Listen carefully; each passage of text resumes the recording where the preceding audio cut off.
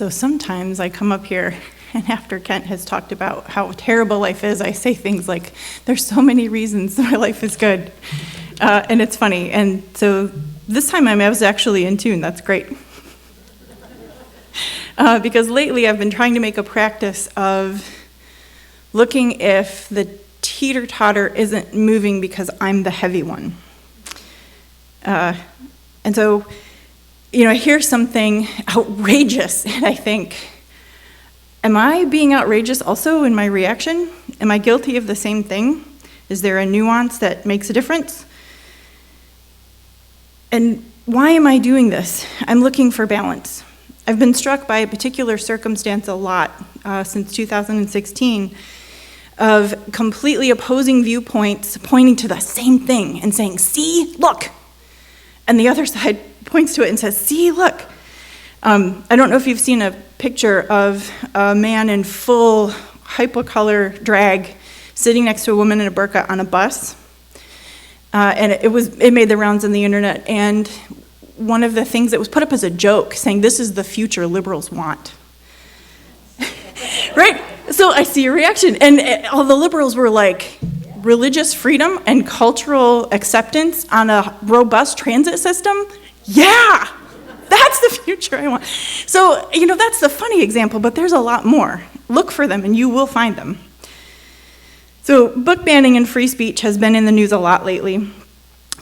The author Viet Thanh Nguyen said, if we oppose banning some books, we should oppose banning any book.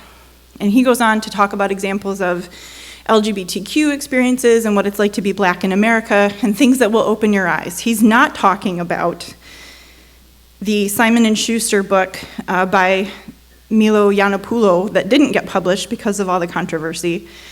And he's not talking about this book that extols the virtues of conversion therapy. But he means it when he says, ban none or ban all.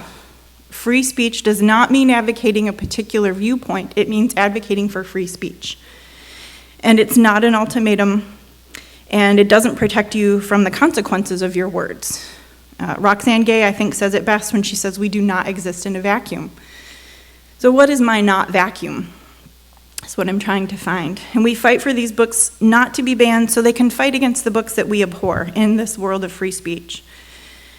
We must apply it universally. I don't advocate for an opinion, but I would no more want these books to be unavailable than I would want for one viewpoint to be acceptable. Because what if that viewpoint isn't mine? And I want to speak out.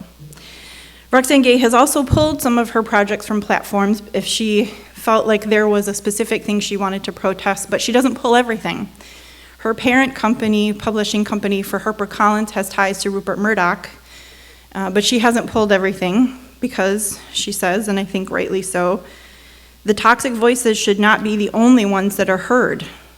And she makes a distinction between censorship and curation. And censorship means you go to jail for speaking out. And curation means that society rejects ideals like discrimination and racism. So can I trust my peers, my society? Would they trust me? Parents who are terrified that their children will turn gay because they read a book about the experiences of a gay teen have the same irrational fear I might say if my son reads a book about the Promise Keepers that he will suddenly be lured to become his evangelical counterpoint. In one case, I hope other people's children are changed, and in the other, it causes me great concern to think that mine would be. Brene Brown offers this testimonial. I pray to God that you will never have to flee violence or poverty or persecution with your children. And if the day comes that you must and your children are forcibly removed from your arms, I will fight for you too. And are we fighting for a universal truth? Where is my balance?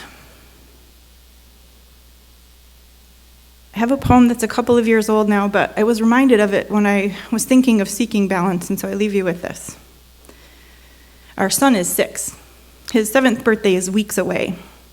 He will balance on a seemingly insufficient number of toes on the tiny ledge made by our very old and tall floor trim, with hands flat on either side on the wall, and call out, "Mom, look," as calmly and as self-assured as I am just as certain I never was.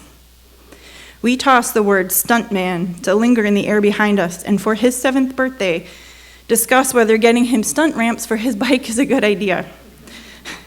And how getting 2 is probably better than just the 1 because he will go up very, very high as fast as he can, always gaining speed and shaving slights of seconds off his personal best and down again.